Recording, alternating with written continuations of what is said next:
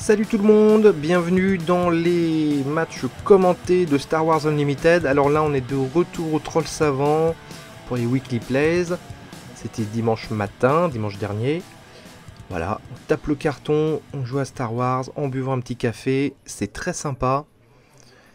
Et là aujourd'hui on a un Kira rouge, une Kira rouge contre une Rey rouge. Donc contrôle et agression. Kevin à gauche, Nella à droite.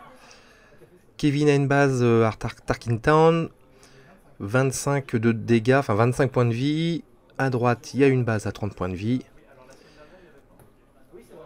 Donc on va voir ce duel féminin entre Kira et Rey. Et Kevin qui commence avec un TIE Silencer de Kylo, un 3-2. Petite unité fragile,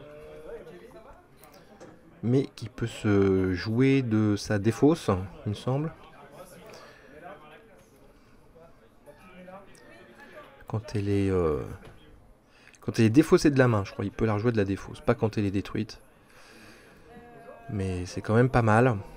Bon, moi je suis pas super convaincu par cette carte. Enfin, bon. C'est un bon pour commencer. Ah, raid audacieux et boum. Voilà, c'est le problème de Silencer, c'est que c'est très fragile.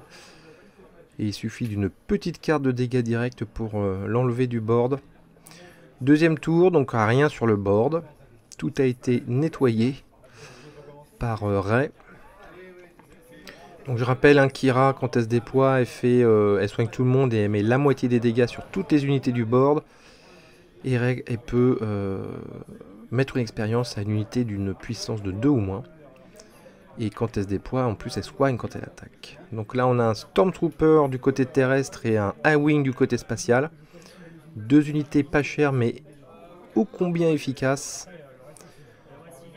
Évidemment Rey boost le A-Wing, donc là ça devient méchant parce qu'il a Raid 2, donc ça fait ça devient une 4-4 je crois. Donc ça commence à être une unité spatiale à la puissance non négligeable. Et pour l'instant, Kevin ne peut rien y faire.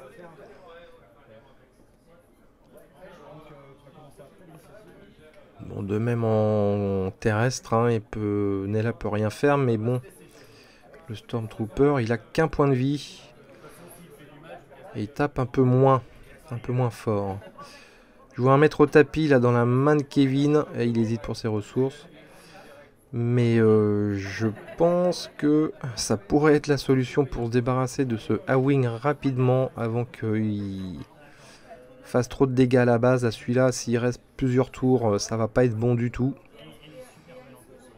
Donc va falloir rapidement s'en charger. Allez Kevin, on met sa ressource. On peut le faire. Bon, c'est dimanche matin, je sais que c'est difficile. Ça papote, ça papote. Bon, c'est ça aussi, hein, les weekly plays, les dimanches matins ou les soirées.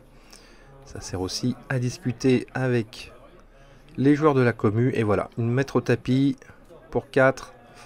Au revoir le A-Wing. Il n'y avait pas trop d'autres solutions, fallait qu'il le fasse. Même si ça lui a pris un tour, mais obligatoire. Qu'est-ce que va faire Nella de son côté? Je vois Yoda. Oui, ouais, Yoda. 3 à la base, et on profite pour taper avec le Stormtrooper. Yoda, il est un peu embêtant parce qu'il soigne. Et en plus, là, il va recevoir une expérience de la part de Rey. Donc maintenant, c'est une 3-5. Donc un peu embêtant à enlever, hein, pas mal de points de vie. Et c'est reparti pour un nouveau tour. Il va y avoir un samedi 7 septembre. Il va y avoir un Store Showdown au Troll Savant. C'est-à-dire un tournoi officiel. Je crois qu'il y a 24 places. Je pense qu'il faut aller sur Eventbrite pour retenir ses places. Sinon vous passez par le Discord du Troll Savant. Et le Stormtrooper retape. Ouh, le sabre laser Jedi sur Yoda. Et alors là il devient un 6. 6 d'attaque. Et beaucoup de points de vie. 8 points de vie il me semble. Bon, Kevin doit déployer Kira en toute urgence. Pourquoi? Parce que ben, Yoda va perdre la moitié de ses points de vie. Je crois qu'il n'y a pas trop d'autres solutions. Et va être obligé de sacrifier Kira, malheureusement. Ça aurait été une sortie express, Kira. Mais bon, Kira, on peut s'en servir également comme ça. C'est pas forcément un leader qui reste longtemps sur le board qu'on veut préserver. Ça peut être, on peut s'en servir comme ça. C'est-à-dire vraiment pour détruire une grosse unité qui nous embête en face. C'est presque une carte événement quelque part, ce leader, de temps en temps. La preuve, c'est que là, il va pouvoir se débarrasser normalement de Yoda avec Kira. Bon, évidemment, elle a compris, donc elle tape la base avant qu'il ne disparaisse. Et elle se soigne en même temps parce que c'est Yoda. Et voilà, on trade Kira contre Yoda. Donc voilà, on se dit, bah c'est dommage, Kira est aussi vite rentrée que sortie. Mais bon, ça a quand même permis d'enlever un Yoda avec un laser, un sabre laser Jedi.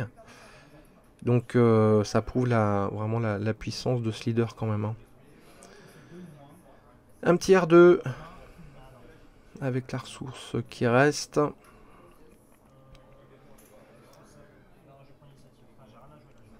Alors c'est du Stormtrooper contre du R2. On est à 6-4 du côté des points de base, des dégâts de base. Donc c'est un petit peu là, on est un petit peu à égalité. Petit avantage pour Nella hein, parce que Kevin a une base de 25. Mais bon. Alors le R2 a été boosté. Donc c'est un 2-5 maintenant. Commence un petit peu à être embêtant.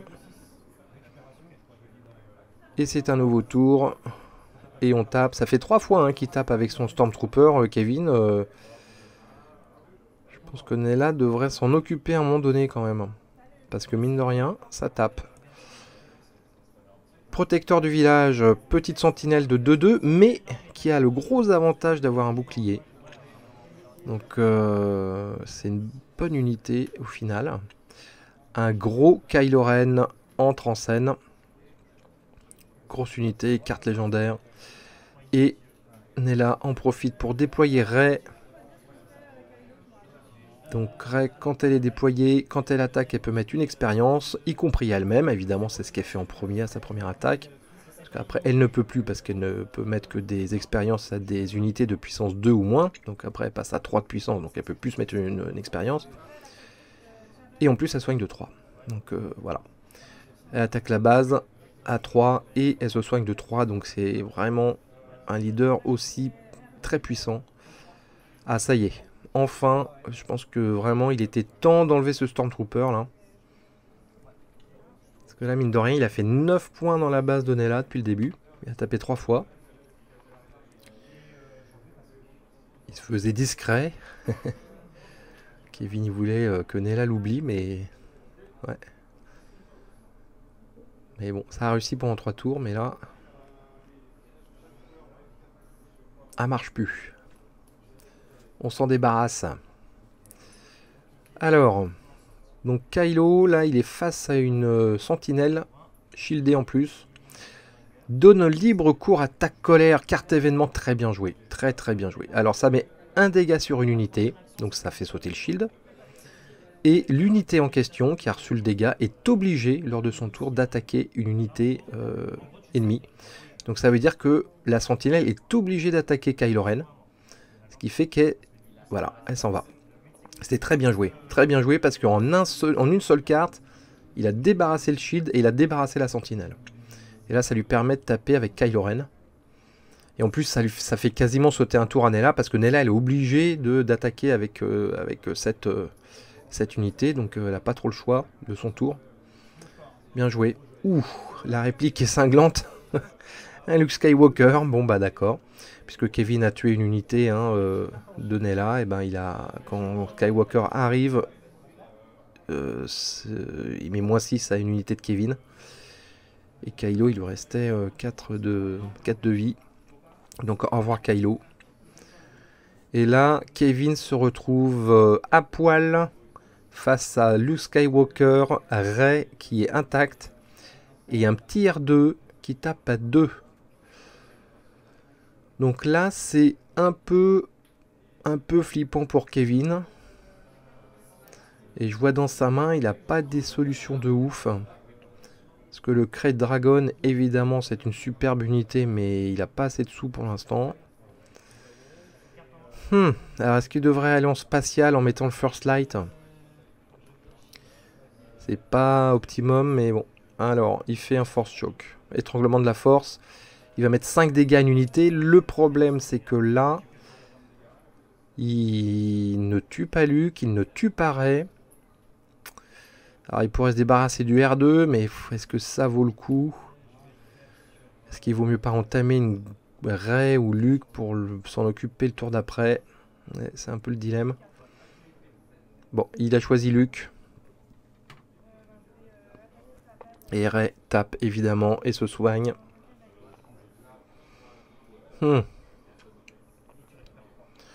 Et remet une expérience sur R2. Et tape avec R2. Ah là, il commence à y avoir un déséquilibre dans les points de base là. Nella a pris l'avantage. Kevin vient de piocher un empereur Palpatine. Alors c'est peut-être ce qui va le sauver. Parce que ça c'est une super unité. Ça n'a pas réglé tous ses problèmes, mais je pense que ça va le faire respirer. Je pense que c'est ce qu'il va faire. Il y a un Restless Raider aussi qui peut mettre en spatial, qui est bien. Il pourra achever Luke avec le Restless Raider et mettre 2 points dans la base pour recoller un peu au score. Ouais, ça se défend. Il choisit Palpatine. Donc il va mettre Palpatine quand il entre en jeu, il met 6 dégâts. Réparti 6 dégâts, donc évidemment dans Luke. Bye bye Luke. Et puis après, qu'est-ce qu'il va faire? Il va se débarrasser du R2 et puis en mettre un petit peu sur Rey. Faut se débarrasser le plus d'unités possible. Allez hop, au revoir R2. Et puis il va mettre ce qui reste sur Rey, soit 1 point de dégâts. Ok. Bon, bah, peut-être que Kevin a sauvé sa peau pour ce tour-ci. C'est possible. Faut voir un peu ce qui pioche après. Et puis il faut voir surtout ce que joue Nella, parce que Nella elle a toutes ses ressources là. Donc s'il remet des gros trucs aussi, elle se débarrasse de Palpatine. Aïe. Projection de force, donc ça force Kevin à défausser une carte et à mettre le nombre de dégâts du coup de la carte sur une de ses unités. Alors qu'est-ce qu'il a? J'ai pas vu ce qu'il a défaussé. Il a défaussé une carte qui coûtait 5, donc il met 5 sur Palpatine, ce qui lui permet de rester en vie. Mais il lui reste plus qu'un point de vie à Palpatine. Qu'est-ce que va faire Rey? Est-ce que Rey va se sacrifier pour se débarrasser de Palpatine, ou est-ce qu'elle va mettre des dégâts dans la base? Alors, pour l'instant elle joue un arc, elle tempère, peut-être qu'elle réfléchit. Non, elle attaque la base avec Rey, ouais. Ce qui soigne aussi, et ce qui là fait un gros écart au niveau des points de base là. Là ça va être difficile pour Kevin de revenir, je pense. Même avec le Palpatine, parce qu'au mieux il tuerait, mais il y a encore l'arc. Ouais, tout dépend un peu de sa pioche là.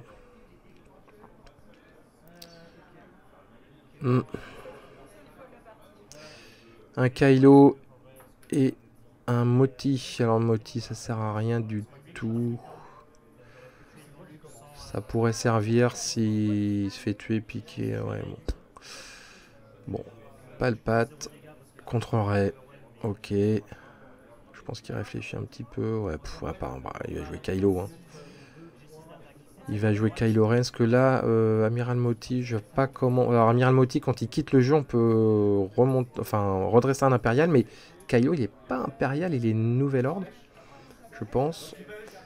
L'arc qui en profite pour taper, bien sûr. Donc là, on est à 25. Là, il y a un trop gros écart. Hein. Kevin pourra jamais... après, il y a des gros retournements de situation à Star Wars. Ça peut arriver, mais... avec ce qu'il a en main, là... il aurait fallu un tour de plus. Kylo Ren, bien sûr. Il est obligé. Et Nella... qu'est-ce qu'elle fait? Elle dépense beaucoup de ressources. Oui. Pour mettre un gros truc. Ouh, Obi-Wan Kenobi. Grosse sentinelle. Ce qui rend Kylo inopérant pour le prochain tour. Yep. Ben là, bon, ça pioche, mais à mon avis... Ah, un Crête Dragon. Mais non, il pouvait pas, il allait avoir 9 ressources, donc voilà. Ouais, oui, Kevin concède, donc 20-05 pour Ray. Et bah bravo Ray. Et puis nous on se retrouve très vite pour des prochaines parties de Star Wars Unlimited commentées. N'hésitez pas à mettre des pouces si ça vous plaît, n'hésitez pas à commenter cette partie. Donnez votre avis sur les decks que jouent nos camarades. Et nous on se dit à très vite. Ciao.